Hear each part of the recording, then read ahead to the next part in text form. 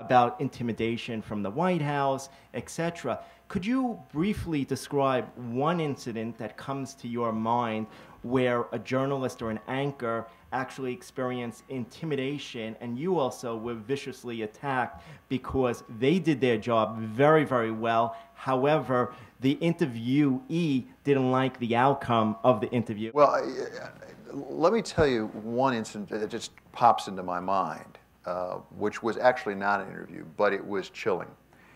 There was a congressman that I actually think I'm not going to name, no longer in Congress, but a very powerful congressman at the time, chairman of a committee that had some responsibility for us. And we had, and ABC News has, an investigative reporter named Brian Ross, who actually came from NBC originally, who was reporting on this congressman in a way that the congressman did not like. And this congressman summoned Brian into his office, in the privacy of his office, said, if you don't stop reporting that, I'm coming after David Westin and you and the Walt Disney Company, and I've got the power to do it. I mean, just blatantly threatened to use his power to do this.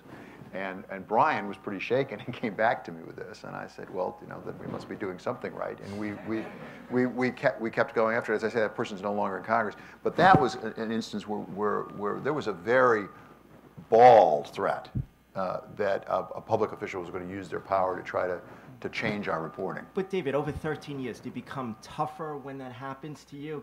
Obviously, you don't bully easily in that type of position, and you're a very humble, very brave person. What happens, you know, on that front when you start getting attacked like that, either publicly or behind the scenes?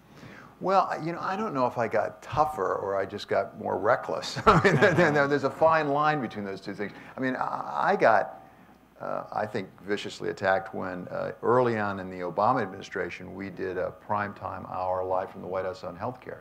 If you remember that, with Charlie and Diane doing it. And the Republican National Committee really went after me personally and did a big fundraiser, because a compliment. They did a big fundraiser to raise money because David Westin is catering to the Obama administration. And our position was, my position was, this is a really major issue. The president decided that's the biggest issue. We will make sure we have people in the audience who are asking tough questions, as we did, to make sure that it's fully aired in front of the American people. And I kept saying to people who were criticizing me, why don't you wait and see what we did and then criticize it after the fact? You know, why don't you wait and see what the broadcast is, and then if we've been unfair, if we've been wrong, tell us.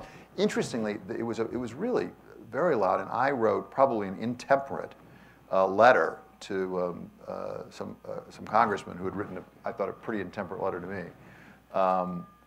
Where I just said, you know, we're going to do our best job, and you should wait till it's aired and then come back and talk to us. But the interesting thing is, as many of these, I don't know what your experience was, Katie, many of these, there was a lot of criticism building up to the broadcast. Once it happened, we didn't hear a word.